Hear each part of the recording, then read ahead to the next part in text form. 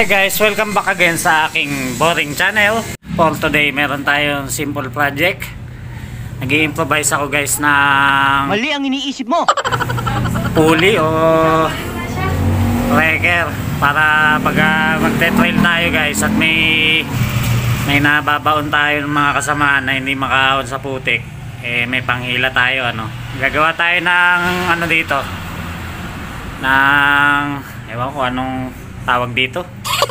Guys, dito sa gagawin natin na to, hindi ko pa alam kung magtatagumpay tayo. Huwag mong subukan, masisira ang buhay mo. Magsisimula tayo dito sa sprocket na i-convert natin bilang pinaka-pulley niya.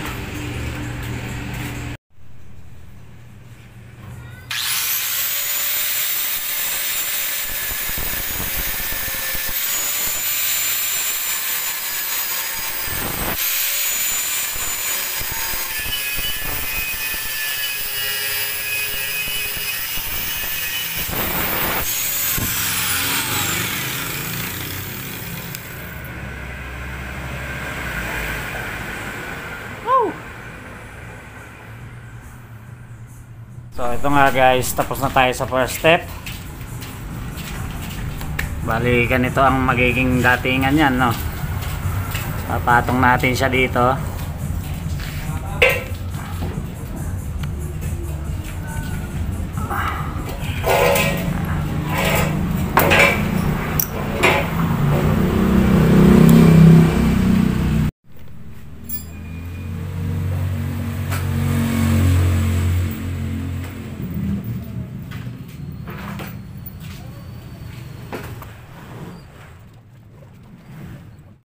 So ngayon guys, parang doble yung sprocket natin, no? May nakapatong na isa.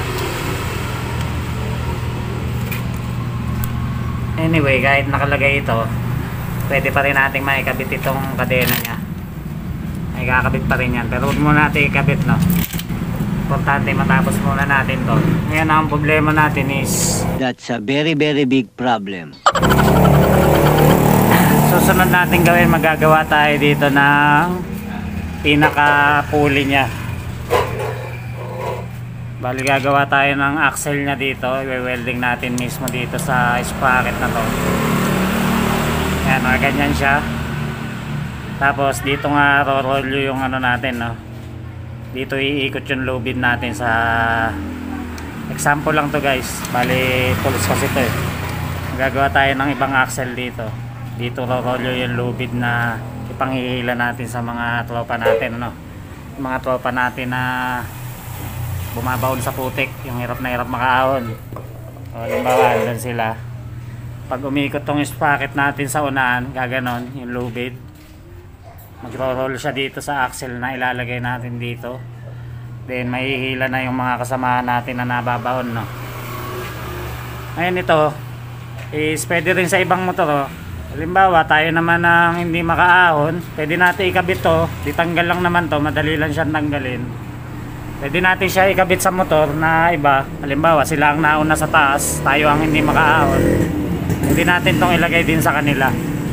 Kung kaparehas lang din ng axle, yung kabitan ng meron kasing ibang malalaking motor na mas malaki yung ehe ng sprocket, no? Siguro sa XRM ang nito kamuka. Asyan nga, naglagay muna tayo ng flat washer 4 para kasi hindi pa tayo nakakabili ng tornilyo na talagang sukat dun sa haba nya. Tapos itong isa wala pa, lalagyan din natin to.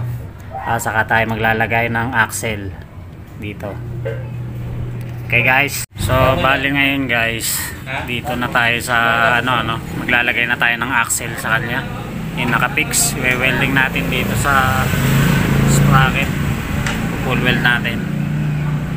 Bali dito siya dito magro-roll yung lubid. Masyado siyang mahaba, puputulan na lang natin mamaya.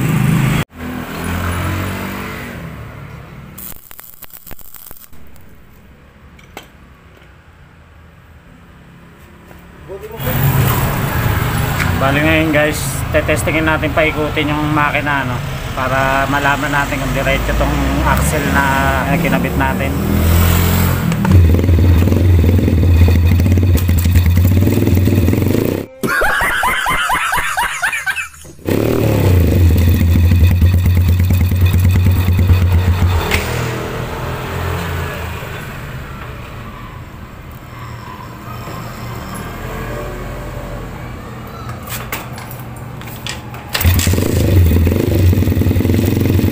That's pretty good.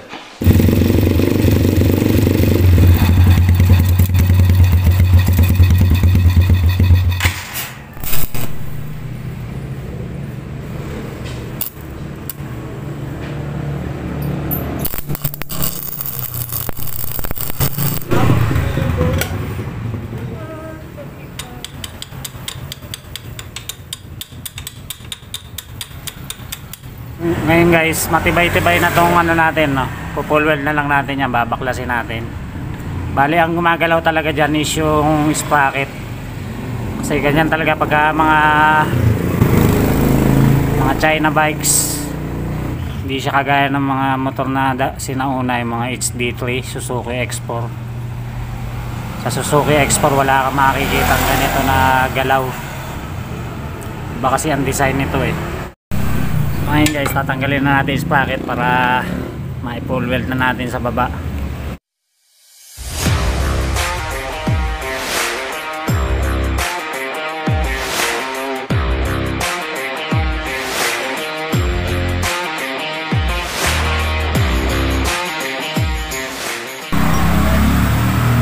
So ayan guys, ang ganda ng welding niya, oh.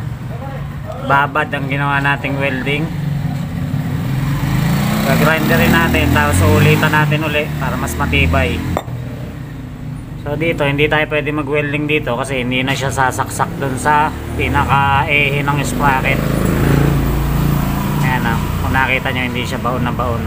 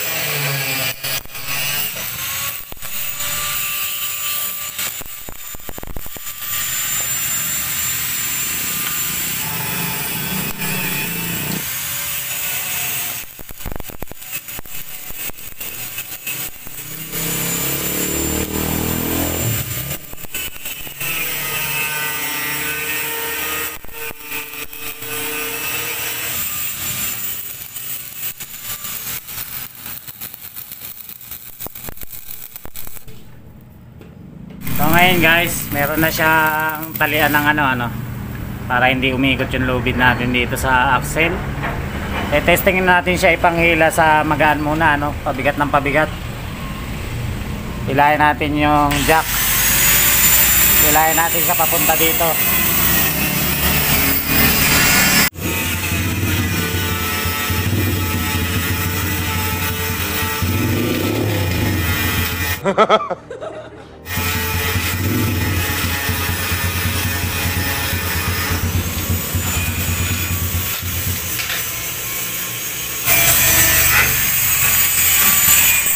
So ayan guys, nahila niya yung jack. Siyempre, bali wala sa kanya yan kasi magaan lang yan. So bali ang roll ng lubid niyan hindi naman dito, dito talaga yan. Lalagyan natin ang arang dito yan para dito siya mag-roll. Kasi kung dito, masyado siyang mahaba, malayo na siya sa baka mapersa to. So ayan, nahila niya yung jack. Ulit-ulitin ko pa ba? Susunod natin hilahin is dump truck. Titingnan natin kung kaya. Huwag mong subukan. Masisira ang buhay mo. So bali guys, itong puller natin na to, itong pan-wrecker natin is double purpose to. Halimbawa tayo naman, yung motor natin ang hindi makaahon, tayo ang naiwan sa likuran, doon pwede ka naman magtali doon sa bandang unahan. Halimbawa tatali natin sa puno. Halimbawa dito tayo magtatali sa unahan niya. Pag umikot uli yung axle na yon, bali yung motor naman natin na mahihila, paalis dun sa kung saan tayo nabaon. Titingnan natin kung saan tayo pwedeng magtali. Testingin naman natin ngayon kung pag umikot yung axle ng motor is mahihila siya. Tatali natin dito sa dito sa bakal na to. Testing lang.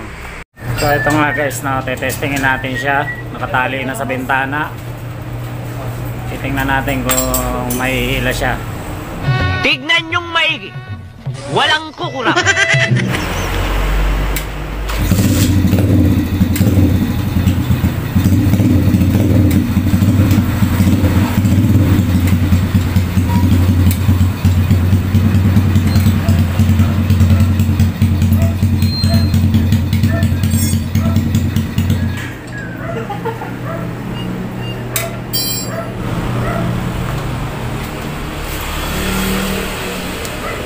So ayan guys, naroon na naman yung lubid dito. Dito siya gumagawa, no? Dapat talaga may harang siya dito na ano para hindi siya maano dito What? Bali itong axle na to, puputulan natin na hanggang dito mamaya. Dapat talaga dito lang siya mag-roll sa part na to. Kasi dito masyado na siya mahaba So yun nga, nahihila siya ng unti-unti, Halos di ko pa siya pinepwersa. Hindi ko siya inirevolusyon ng malakas. Bali yung idle lang niya ang inayaan natin na maghila sa kanya.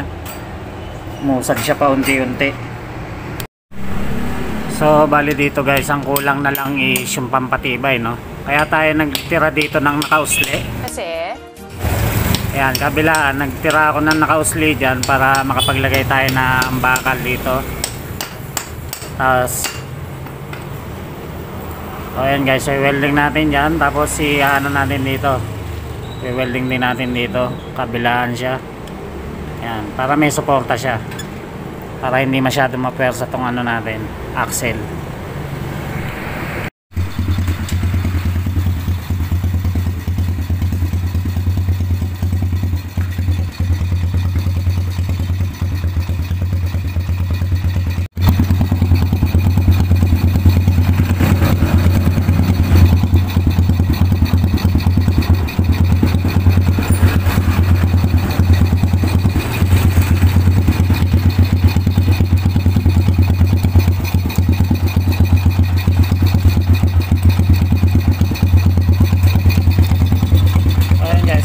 Mahaba pala yung lubid natin, hindi naman siya sasayad sa makina, Ang laki pa rin ang clearance niya.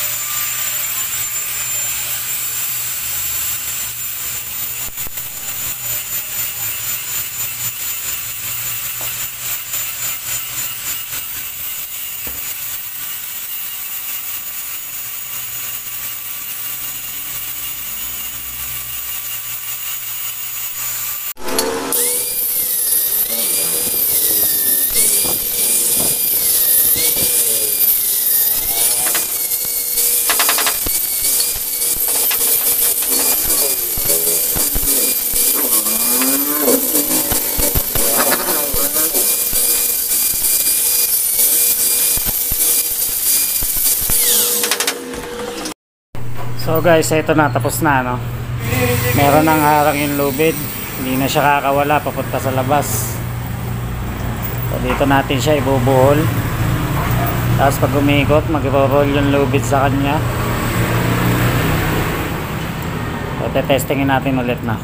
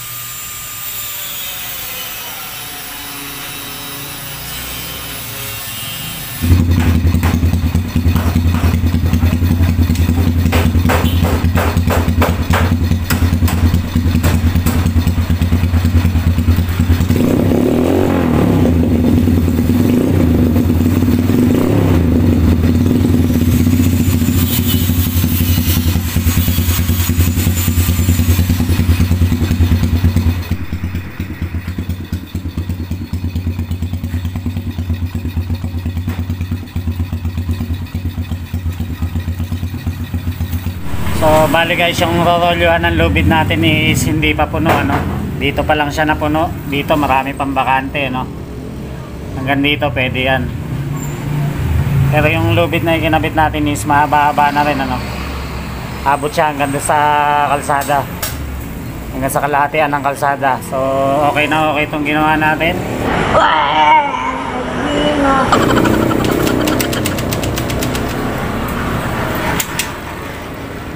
Ito guys, pwede naman na nakakabit din tong kadena, no? Yun nga lang, pagka nakakabit yung kadena natin is habang umiikot to, umiikot din yung gulong natin. Kaya pwede rin natin siyang gamitin. Halimbawa kung may hilahin tayo o ayaw natin mapudpud yung gulong natin, ikot ng ikot, is pwede nating i-disassemble tong ano, kadena. Tanggalin lang natin lock. Bagay ito, hindi na kanina tinanggal yung lock nito. Hindi ko na tinanggal kasi medyo lawlaw naman yung kadena niya. Bali tinanggal ko lang siya doon konti. Hindi naman kasi natatanggal to guys kahit ano, kasi may chain guard siya. Kahit medyo lawlaw yung kadena niya, never na natanggalan ako ng kadena dito dahil dito sa chain guard nga na to. Kaya simple ko lang tinanggal to kanina. Medyo inangat ko lang, tapos yun na, natanggal na. Ayun nga guys, no, double purpose na panghila to. Pwedeng ikaw ang humila sa sarili mo papunta dun sa unahan, tatali mo sa puno kapag sobrang tarik nung aakyatin mo at hindi kaya ng motor. Pwede rin na ang hilahin mo ay yung kasamahan mo. Dito naman tayo maglalagay ng lubid papunta sa likuran. Ayun nga guys, no, hindi ko lang siya pwedeng, halimbawa bago mag trail is hindi siya pwedeng nakakabit ka agad, no, kasi tatamaan yung boots ko, yung bandang sakong ng boots ko, tatamaan siya nito. So bali ito gagamitin lang natin, ibabaon natin pag nagte-trail ride ako, pang emergency lang talaga, no. Halimbawa abutan tayo ng malakas na ulan sa bundok, yung mahirap umahon, sobrang dulas, malaking bagay itong ginawa ko na to para makaahon tayo sa matatarik. Kahit mahina yung makina ng motor natin is kayang kaya pa rin natin umahon pag meron ito. Okay guys,